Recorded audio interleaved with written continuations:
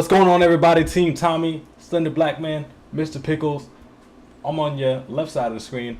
All the way to the far right is Boy Mr. Too Nice. What's Boy going Too on? Nice.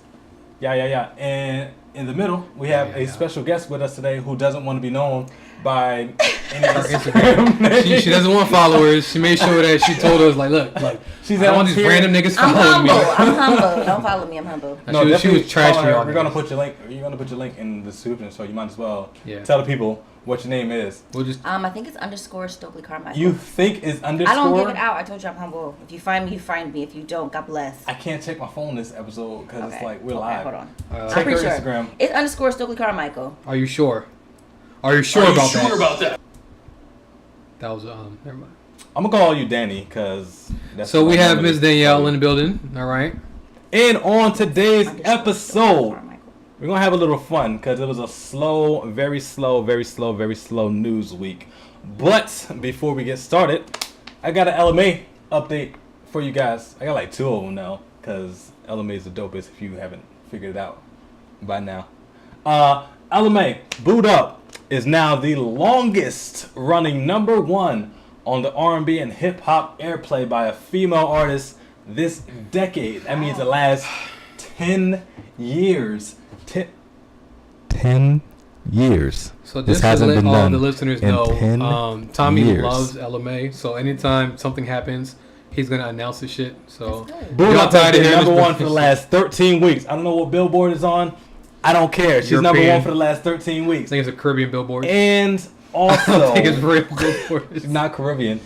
Not Caribbean at all. Caribbeans have billboards also. That is true. Every country has billboards. Yeah. I think it's like and also the Middle she Eastern has billboards. been nominated for the AMAs. I can't check my phone, so I don't know what AMA stands for. American Music Awards. I'm going to say that. Yeah. She has been nominated 2 times for the AMA, for the American Music Awards. 1 time for favorite female R&B soul artist, which I believe she is in the category with. Did you remember all this by heart? Yeah, it is with Rihanna, and it is with SZA. So it's like really stiff competition. Rihanna didn't even make nothing this year. She's not gonna win. But she's Rihanna. Okay. You know how folk do. Like Touche. she got a name, so she's gonna be on the list. Same way Nicki Minaj. If she don't put an album out, she's still gonna be nominated for like. Fact, because Nicki Minaj, this is the first album in like 2 years. Right. No, 4 years. She was still probably nominated for hella art or hella hip hop awards. Best R&B female artist. And shit the other award that LMA was nominated for. The other award that LMA was nominated for was favorite female R&B soul artist. No, I said it already. Favorite R&B and soul song for Boot Up, and I think that's going against Cardi B and R&B. Cardi B's not R&B. Yeah, exactly. Cardi B and what's the boy name? Bruno Mars. The boy. Bruno Mars. Oh. Finesse. Oh yeah. Okay. All right. Is that Bruno Mars? Yes, it is. So yeah, Bruno Mars and Cardi, and there's a third one on there that I don't remember, which I'm pretty sure is probably a little more. So I'm gonna do you a favor, Tommy. I'm gonna clip all this shit for you. So I'm gonna give it to you so you can send it to your LMA. Either way, what I want you guys to do, if this, because I don't know if this is like a fan voted You're the only fan that as far as the awards go, but if you have a vote. If you got a vote, definitely skip all the Rihanna. She had one vote, and it was from you.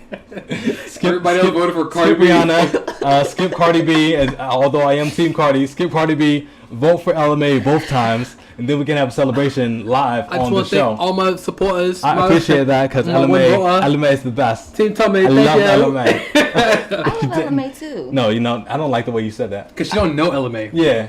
Said, I feel like you don't know. I went to her concert. Oh, did you? In Philly. When she was opening for Kehlani last year. Oh, because Tommy was there in Philly. I was going to say, I went to the one that she I didn't see. No, I knew her when Tommy fact checked everything LMA. Tommy will fact check. I went to the one where she was like. Her guest list to see if I was there. It was we just went there with Tenderoni. You know what I mean? No, I went to the one where it was just Ella. I don't know about the Kehlani. Oh, this was when nobody knew her. This is how I found not her. Nobody. Oh, yeah, last year we didn't. Last year did we like Kehlani? Was that when she broke up with I don't know about Kehlani, but I like LMA last year. I think she broke up with She had like 3. That was like 2 years ago. Okay, you're right. Yeah. You're right. Malcolm, you told me that she. Anyway, if they're, I don't know if the American Music Awards are fan voted, but if you can vote for LMA, make sure you vote for LMA. She dating a girl. Oh, LMA's who? Is it Janelle Monáe? No, she's not. Janelle Monáe's dating. So we're just gonna make up rumors on the spot. No, She's I'm gonna fact check it. Janelle Monáe is No. mother girl. Janelle, I think she's dating Zazie Beetz. I don't know who that is. Also, You know who Zazie Beetz we is? would like to give a shout I'm out. gonna show you who Zazie Beetz is. We as a whole, as black folk and independent people, we want to give a shout out to... Oh, I'm sorry, Tessa Thompson, that's what she's dating. Who? Janelle Monáe dating Tessa Thompson. Yeah. I just wanted to say that. We wasn't talking about Janelle Monáe. Okay. This is the LMA segment that we was talking about. This is Tessa Thompson. Great. Oh, she was on. The chick from Avengers. That's or not Thor. where I know her from. That's not where I know her Dear from. White either. People. Yes. Yeah. You would know her from Dear White People. Yeah, Dear White People. The movie. No. So breaking news, if you did not know, Janelle Monáe and Tessa Thompson are dating. Wow. Tessa Thompson is dope. Shout out to Tessa, and also shout out to Janelle Monáe, who was also in the cartoon music video of. Okay, I thought you were about to say something about Janelle Monáe again. No. Of damn. Oh, Childish Gambino. Yes. Feels like summer. Here we go. Which is also a super dope music video. If you haven't seen the music video, make sure you guys check it out because it's dope as hell. If you want to get your drawing from me similar to that, make sure you subscribe to the YouTube channel. Plug. Also, we all want to give a shout out. Do it properly so I can actually clip it. We all want to give properly. a shout. I don't know how to do it properly. Tell them, okay, so. It's me. I don't know how to do shit properly. You're right. I gotta do like 3 retakes. Okay, y'all. So this is what we're gonna do. Where we at? 8 minutes. So our second shout out is to Miss Issa Rae for speaking things into existence. So a few months ago, Issa went on The Breakfast Club, which we love. The Breakfast Club is a great show. We're trying to aspire to be that. She went on The Breakfast Club and she was on the show to talk about her own show, Insecure Season 3, which evidently Lawrence is back on, but haven't seen it, so I didn't even see. I can't talk about it too much. I saw a clip. So if you follow Team Lawrence, then you know that he's back on the show. If you follow Team Lawrence, but a few months ago, Issa Rae went on The Breakfast Club, and along with talking about her show, she also stated that she wanted to throw her own big ass yacht party, but she didn't have the means to do so. But this past weekend, she went about to do so. She found the means to do so. So Issa Rae had a big ass yacht party this last weekend. Celebrity friends. It was a bunch of celebrity friends. Yep. Danielle was there. Me and Malcolm didn't get our invitation. It must have got lost in the mail. That's why you gotta send shit email. But shout out to Issa Rae for speaking things into existence. Shout out to Danielle for making an appearance there. Right. We asked her for photos. She didn't have any photos. She didn't have any. I guess they had like a no phone policy. You can't bring your phone on the yacht and shit. Look, Tracy Ellis Ross was there. You don't. You met her, right? Yeah, you met her. You don't have to front like you wasn't there. We know. So yeah. So shout out to Issa Rae for speaking things into existence, and also just shout out to Issa Rae as a person for being all for the culture. Like shout out to Issa Rae's teeth. Right. Shout out to Issa Rae's teeth. They sparkle. I love her smile. Yeah. Right. She's very lit. I love Issa Rae. She's like a teeth. regular girl. I love the regulars. Right. Because I love regular people. But no, you're right. Issa Rae is like a regular person. She's one of the people that I didn't follow her internet series. I guess Awkward Black Girl was what it was called. But judging from her attitude in interviews and also on The Breakfast Club and also just from her show, she seems like one of the most dopest fucking personalities. Yeah, I was actually like following her. I used to watch Awkward Black Girl. I used to watch. She had another one called something Black Sexy and some shit. I don't know, but she had a whole bunch of web series that she was either a part of or writing, and I watched all of them. So when she seeing her do Insecure and all the fucking big things she got going on, I'm very fucking excited for that type we of all shit. made it when she made it. Right. I met her once. I mean, you know. I felt like I had made it. I was like, you said you met her once? No, I'm saying like I don't feel like I made it because she made it, but you know, if you want to throw a couple of dollars or fucking subscribe. Issa is the best.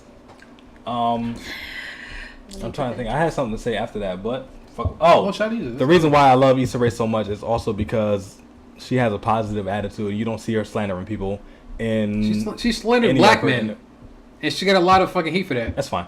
You don't see her slandering other celebrities and shit, which we're going to get to talk about later, which is why I brought that up now. So remember that when I bring up the next point. But to kick off today's episode, we are talking about something that Danielle may not know anything about. Eminem responded to MGK's diss track MGK released. I'm pretty sure if y'all watch the podcast, if y'all keep up with anything life-wise, MGK had a diss track to Eminem because Eminem dissed him on one of his tracks on Kamikaze. Lucky You, featuring Joyner Lucas, which is a fucking crazy song. And finally, Eminem responded to MGK with his last record called Killshot. Which to me, to be honest with you, I wasn't like super impressed with like the diss. The most outstanding thing about that was that he alluded to the fact that Diddy had called for Tupac's assassination. So I had a different opinion about the diss. So my thing was, I like the diss because Eminem is from a school of you have to listen to the lyrics, not just like nowadays where you have to listen to the vibe, how the fucking song makes you feel. You know what I'm saying? Nah, you gotta listen to the vibe, dog. All right. But when you listen to the lyrics, Eminem was pretty much every fucking punch was like landing. Like when you listen to them bars. And Killshot? Yes. A lot of those, like when you listen to the lyrics, like listen to the lyrics. And like take away from like I'm not trying to vibe to this, you know what I'm saying? Because I think that's what MGK did. MGK made a fucking song with a side of a diss track. You know what I'm saying? Like he had a fucking hook. That's what you gotta do. That's what Drake did to. He had a hook in the chorus. To Meek Mill the first time, but then when he did Pusha T, he didn't do that. Huh? But even when he did Pusha T, he didn't have a song. He just but so I think that's why like I seen a lot of MGK won, whatever. So yeah, I don't think so. I think Eminem. You gotta. For me, it's the bars. You know what I'm saying? And I think that Eminem had the bars. Nah, but to like the 2018 side of me, like if you're gonna make a diss track, make something that I can actually rock to. No, fuck all that shit. It's a diss track of just listening to it on my headphones and shit. Like if I can't rock to it, then what are you doing it for? Right? No, it's different. That's what the album is for. No. That's not what the album is for. I think I agree with him. I'm not current, but I think I agree with Malcolm. For what? Because like a diss track is meant to diss you, not to really bop. I'm gonna come at your neck, talk about all the shit. No, it's cool if they can do both, but I'm not saying that. Right. Yeah, that's what I'm saying. Like MGK did. It's cool. Both. Like he did shit that you can rock out to. He's and also of this era though. At the same exact time. He's of this era. And nothing. Eminem is from like Eminem has been rocking for the last 15, 20 years almost. So he does that shit differently. When he used to beef with niggas, Ja Rule, Benzino, it wasn't some shit that you could rock to. It was I'm gonna come at your neck, and that's what he is. He comes at your neck. So you know what I'm saying. That's what his approach was, and I mean that's just what it is. I think M killed him. That's my opinion. It sounded like to me. I think MGK won that. It sounded like for Eminem's Killshot diss track. It sounded like something like he sounded like a really old dude trying to diss a younger dude, and it's like that's what it was. But this is the thing. Like, so about MGK diss track, this nigga barely dissed him. Who? Like MGK. Well, he praised him and also dissed him. He praised me. It sounded like a fucking love letter. Like he praised them for the most part. Like yo, you're rich. You're the king. You're best ever. You're like the GOAT. All right, what the fuck is this? Yeah, you're like, the GOAT, but you're still old. What he said was, I don't like your hat. I don't like your sweatpants. Like I don't like your beard. I mean, fucking Eminem said, I don't like the fact that you're blonde and you got a man bun and shit. So no, he said, I don't like that you're blonde because you're trying to be like me. He's trying to imitate his old look. That's what he was saying. He's white. I'm pretty sure his hair is probably blonde from birth. He's not a blonde. He's not a natural blonde. You ain't seen him from birth? I've seen his fucking high school pictures. You ain't see his baby picture? Nickel? All right. Fair enough. Exactly. So, babies are... I mean, at the end of the day, I really love the white on white crime because I'm for it. It deviates from the black on black crime. I don't like when new people feel that they can disrespect the legends. And I do feel like Eminem is a legend. Thing is, like MGK, he might be newer, but he's not like new. Another thing that Eminem said in his diss track, he talked about MGK being a mumble rapper, and I'm like, MGK is far from a mumble rapper. I can understand everything that MGK says in all of his raps. Yeah, but niggas don't really mumble anymore. Niggas definitely do mumble nowadays. MGK don't. Like I feel like Eminem was trying to take shots at other people while he was making a diss track to MGK. Niggas don't really mumble anymore. No, it's like, who was the king of mumble rap? It was Future. Young Thug. No, it was Young Thug. And Future. Well, Future is fucking, he harmonizes in auto-tune. The reason why, like, people thought Future and MGK, or not Future, people thought that Future and Young Thug were the same person. At one time. But because you can't understand. I feel like that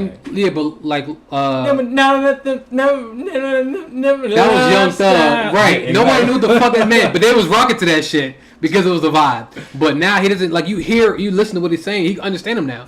Who? Young Thug. You understand? Listen to the last like 10 Young Thug songs. You understand what the fuck he's saying? Lifestyle's the last song I heard from him. I'm about to say, I haven't heard. So I'm a music head, so this is why I know the shit. I know all the current shit. Okay. Lifestyle. Fuck it. Anyway, I feel like Eminem killed MGK. You feel like what? I feel MGK. No, I feel like MGK won not only because he made a diss track that you could vibe to, but also the fact that how many times have you played it since then? Twice. Since then. Twice. Ever. You played it twice. Then I played Eminem's once. So therefore, MGK wins, and also MGK went out of his way to record a whole music video. But that shows desperation to me. Hey man, you win. No, you made a diss track and you made a video. You just like the fact that he got suspenders tattooed on him. I don't care about that. You did because you brought it up last time. No, I was saying like he got suspenders tattooed. I was like confused because I couldn't tell if he had like suspenders underneath his skin or if he had it tattooed. Is that a thing? Yeah, it might be. Under skin. All right, white people crazy. All right, moving on. What else we got, yo? On to the next topic.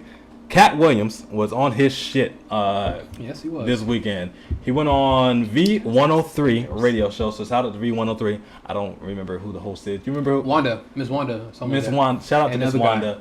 She had Katt Williams on the show. To be honest with you, I heard the parts where he talked about or he like this Miss Wanda. I don't know Miss Wanda that much. She may have deserved it. She may not have. But watching like the first 10 minutes of the interview, because I saw it on YouTube. One, YouTube has too many ads for 2 minute or for 10-minute videos, so I didn't watch it after that. Ad blocker, man. I don't know what that is. And also, I'll tell you off air, so make sure niggas don't do that. The interview itself, it wasn't entertaining for me. One, because Katt Williams, also same as like Eminem, sounds like a old nigga that's just mad at young shit. But you know what's funny about that? I didn't know that Tiffany Haddish and Katt Williams did a movie together. Me neither. They had a movie together called School Days. That's what he said. No, I saw the clip. I've seen the clip plenty of times. And that's what he said in the interview. He said that the clip was viewed more than the actual movie itself. So therefore, the movie wasn't as successful as I guess he wanted it to be. I mean, but still. The reason why I wasn't like a big fan of the interview is like because Katt Williams himself. So hold on, real quick. I'm gonna insert what Katt Williams said. That's a long clip. Yeah, I'm part of it. Okay. So, Katt Williams, along with saying that he doesn't feel like she proved herself that she's able to tell jokes, and that he feels like her success is pretty much unwarranted because as a comedian, you have to have, I guess, like jokes where people remember the joke. Right. He said that Tiffany Haddish can't have her own or doesn't have her own 1 hour set to where you can remember her as a stand-up comedian. And that is correct. She does not have any stand-up shows that you can go back and watch on Netflix or on Comedy Central or anything like that. But she is hot right now because of her roles mostly in Girls Trip, and also because she is just popping right now. Right. Honestly, it's not just that. Like people fall in love with your personality. Exactly. And she's very charismatic. So like people will fall in love with that. So the fact that, I guess somebody's hating, I feel like he's hating on the fact that she's charismatic, that her personality is dope. That type of shit is corny to me, especially when you're supposed to embrace the younger artists. When, you know what I'm saying, when you're a comedian, OG in the game, you want to embrace them. With the interview, he kept talking about all the praises, all the accolades that he had as a comedian. But the interview itself, like when you have a comedian on your show, you expect them to be funny. The shit that he was saying, the way that he was saying it was like just him being cocky. And it's like, I didn't come here for you to be cocky about things. I want you to be funny. I want you to make me laugh. You go on an interview, you are a comedian. I want you to make me laugh. So you didn't make me laugh for like the first 10 minutes. I'm like, I get to now. I'm pretty sure I know where the rest of this interview is about to go. And you're right. He dissed the fact that Tiffany Haddish doesn't have her own comedy set or hour set on any platform, anything like that. And he said that people are ready to praise Tiffany Haddish but downgrade Monique for her accomplishments, and the fact that Tiffany Haddish doesn't have a line that you can remember as far as like a comedy goes. Yeah, but she has movies that you can remember. Right. Only movie we can really remember from Monique is Precious. And I'm not trying to take a slight at Monique, but right now Tiffany is hot, and right now what's hot is what's winning. So because she's hot, if she were to have a Netflix special, it's gonna get views, and that's what matters, the views. So Monique, who wasn't hot, at all. And when she tried to make her deal with Netflix, they gave her what at the time her value was. This is what we see you as. What your value is current. Like, it's not like overall value, but what's your current value? And Tiffany Haddish's current value is fucking hot right now. Doesn't she have something coming out on Netflix? She does. She absolutely does. Who, Tiffany or Tiffany has a special coming on Netflix. The funny thing is, it was still more than Monique's deal. Exactly, because, all right. To be honest with you, I haven't seen Girls Trip. I didn't either. I saw clips of it. I was going to ask you haven't seen it either. I am current. You saw I've seen it. All right, she knows something. Let's get it. So from what everybody says, like Tiffany, because they had tremendous actresses. Yeah, they did. But real quick, how would you say Tiffany Haddish's impact in that movie was? I thought she was kind of like the meat for the movie. Like, she made it the comedy. Right.